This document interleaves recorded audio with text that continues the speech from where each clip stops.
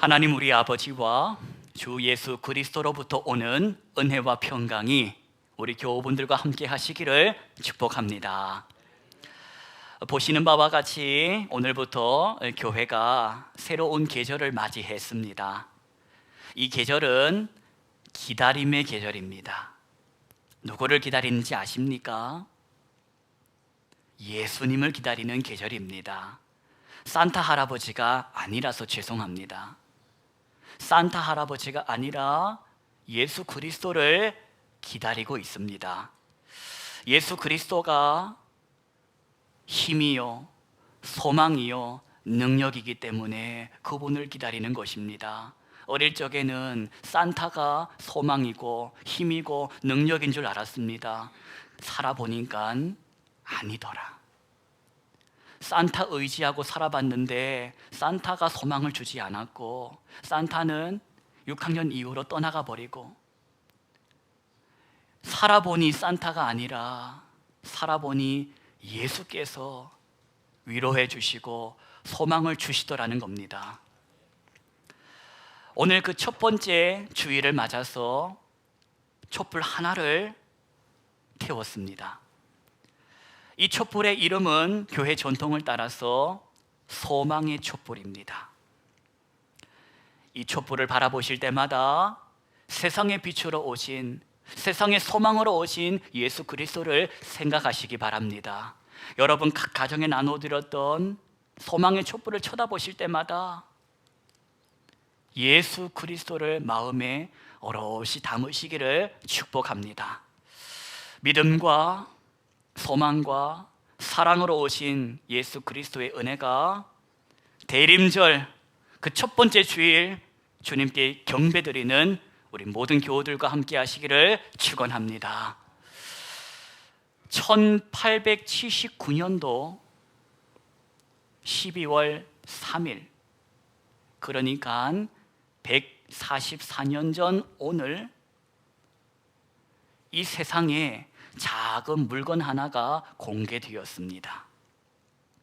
140년 전 오늘, 144년 전 오늘 그 작은 물건이 세상에 공개가 되었는데 그 공개된 물건으로 인하여 우리의 삶이 뒤집어져 버렸습니다.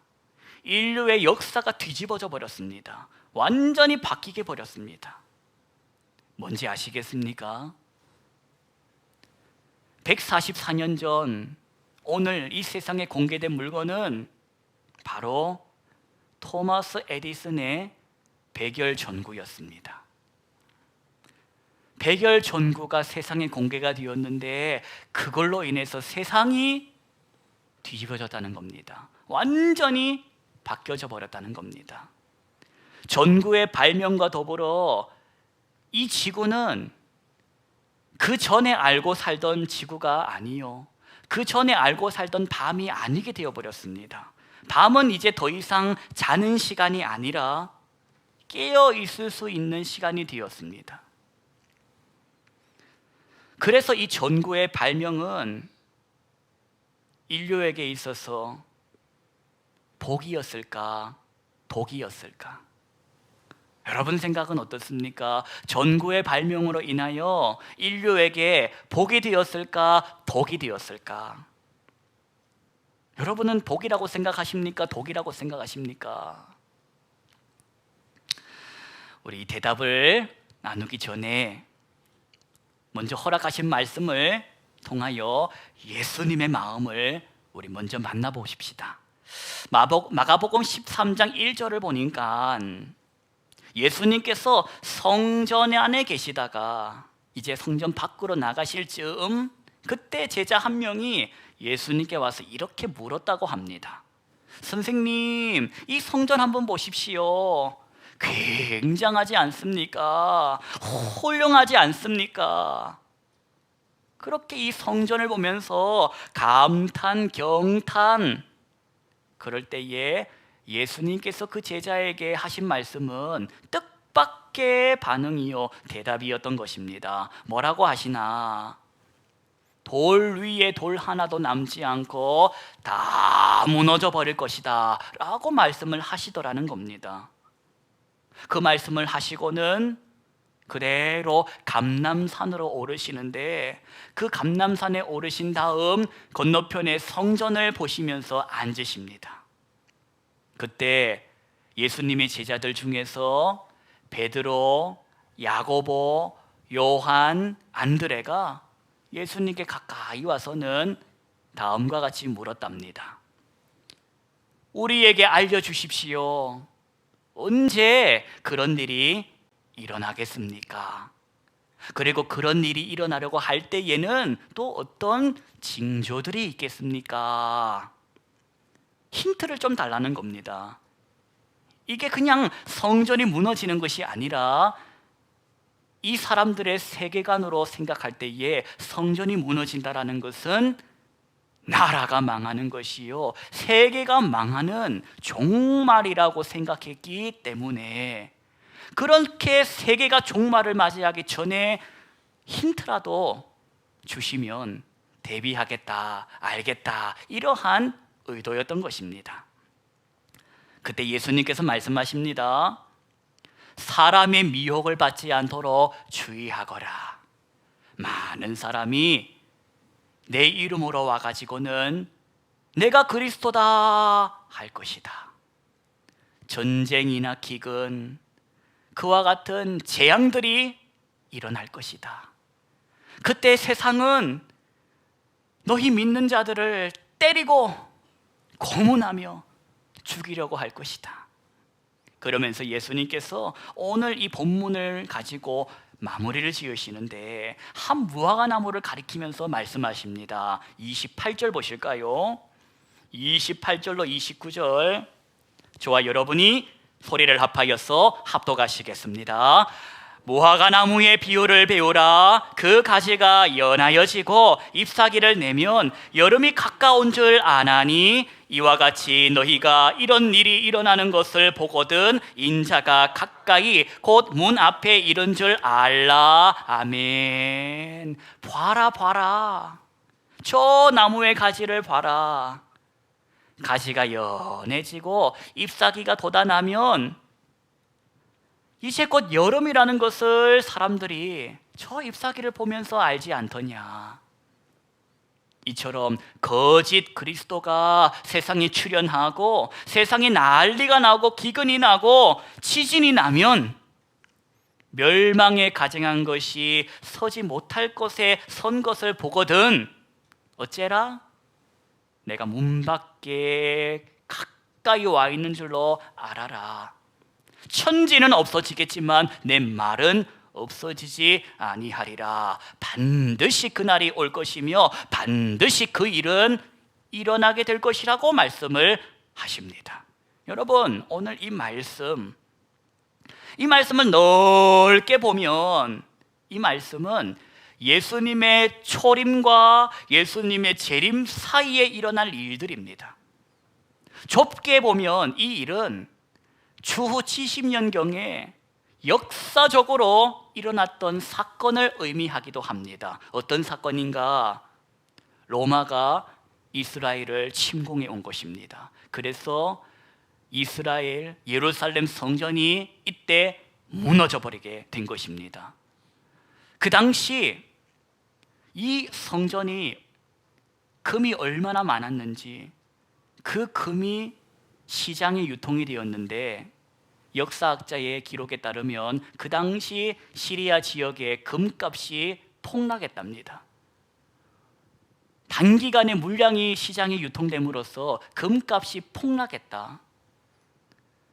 나중에 금 한 조각이라도 찾아려고 왔던 민중들이, 힘 있는 사람들이 다 금을 가져가 버리자 어떤 소문이 나는가 하니, 그 옛날 성전을 지을 때에 돌과 돌 사이에 금칠을 했다.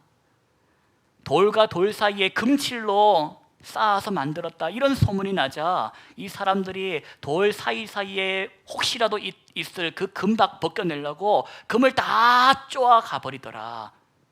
돌 위에 돌 하나 남지 않고 확싹 성전이 무너져 버린 것입니다.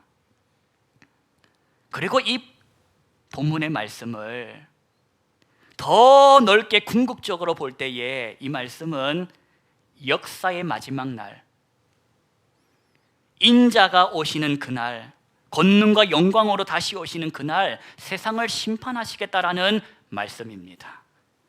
그러니 여러분, 어떻게 살아라는 겁니까? 33절 보십시오. 33절 말씀 합독하십시다. 주의하라, 깨어있으라, 그때가 언제인지 알지 못함이라. 뭐랍니까? 주의하랍니다. 깨어있으랍니다. 오늘 설교는 잘 용기가 나지 않으실 겁니다. 깨어있으랍니다. 언제 오실지 모르니 깨어있으랍니다.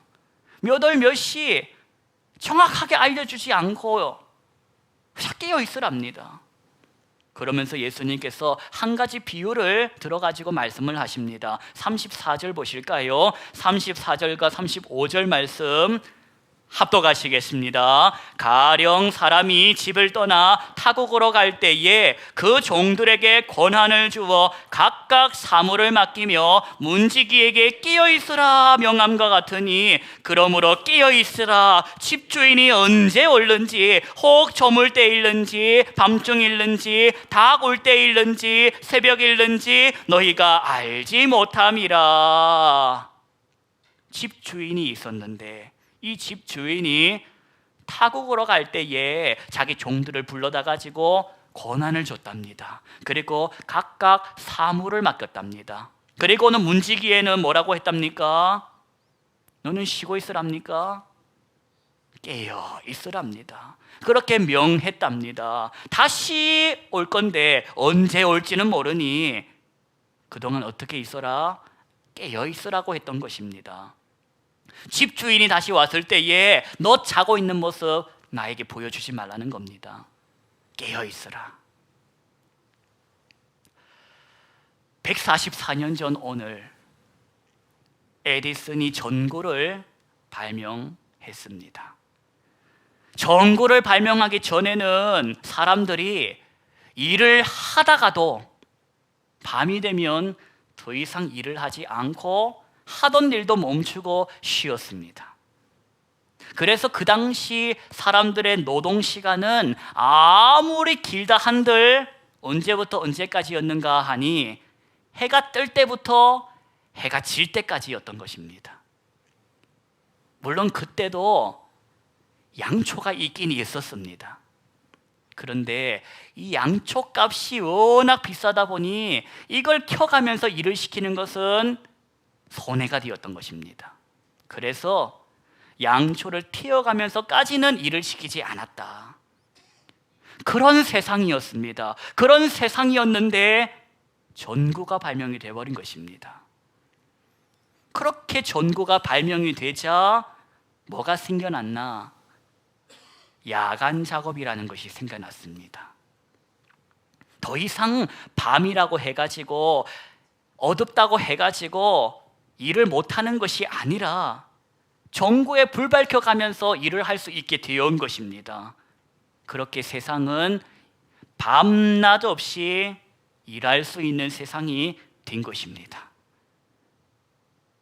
그래서 세상이 더 좋아졌습니까? 더 밝아졌습니까? 더 행복해졌습니까? 예수님께서 깨어 있으라고 말씀하셨습니다. 그런데 이 깨어 있으라 하는 말씀의 의미가 뭐냐? 오늘 저와 여러분들로 밤낮 없이 너도 일만 하고 살아라, 뭐 이런 뜻이겠습니까? 예수님께서 깨어 있으라 하신 말씀의 의미는 로마서 12장 2절입니다. 로마서 12장 2절 말씀을 들어보십시오. 너희는 이 세대를 본받지 말고 마음을 새롭게 함으로 변화를 받아 하나님의 선하시고 기뻐하시고 온전하신 뜻이 무엇인지를 분별하도록 하라. 이 세대를 본받지 말라는 것입니다. 세상의 방식과 세상의 방법이 아니라 하나님의 방식과 방법대로 살아라는 것입니다. 사람들이 다 저렇게 산다고 해서 너도 저렇게 살아라가 아니라 너는 누구라? 너는 하나님의 사람이다. 너는 예수의 사람이라는 것입니다. 하나님의 자녀답게 살아라는 것입니다.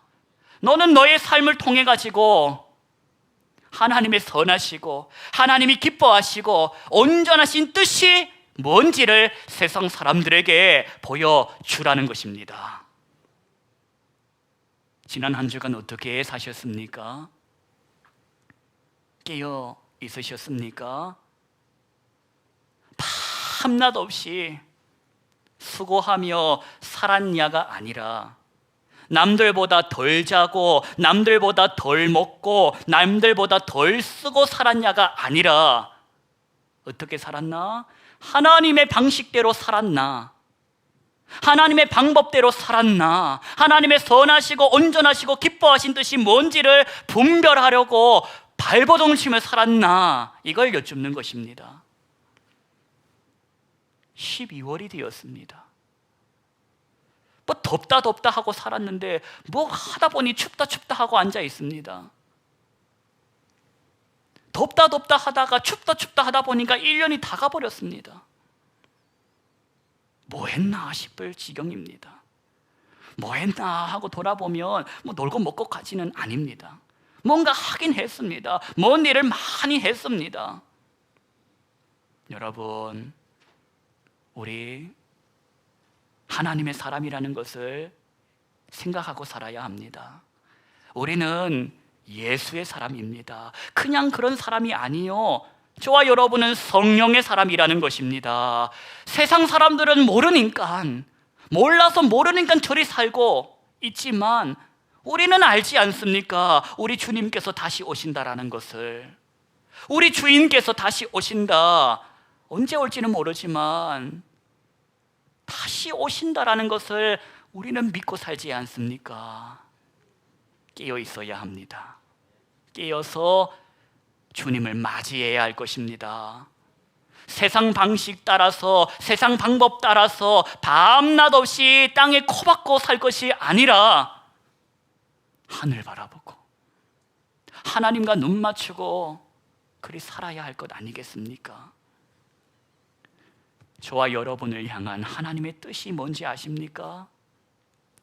저와 여러분을 향한 하나님의 뜻은 밤낮 없이 살아라, 쉬지 말고 일해라, 앞만 보고 살아라가 아니라 항상 기뻐해라, 쉬지 말고 기도해라, 범사에 감사해라. 이것이 그리스도 예수 안에서 저와 여러분을 향하신 하나님의 뜻입니다.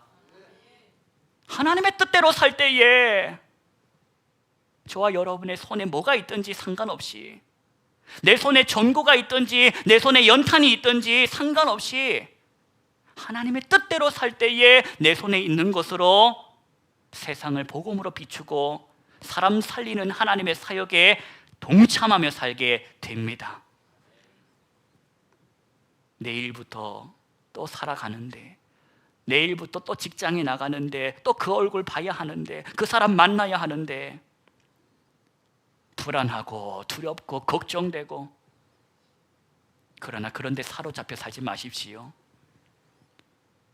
저와 여러분은 하나님의 사람이라 믿음과 사랑과 소망 가운데에 성령의 충만함을 받아가지고 하나님과 눈 맞추고 하나님과 입 맞추고 하나님과 발 맞추고 사시기를 축원합니다. 기도하십시다. 하나님, 깨어 있으라 하셨습니다.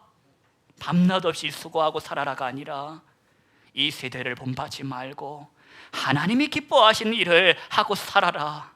나의 사람아, 그렇게 오늘도 말씀을 통하여 잠자는 영혼을 깨워주신 주님께 감사드립니다. 맞이하는 이 한 주간 하나님과 눈 맞추고 하나님과 입 맞추고 하나님과 발 맞추며 행복한 한 주, 든든한 한 주가 되게 하옵소서. 다시 오실 나의 주 예수 그리스도의 이름으로 기도하옵나이다. 아멘.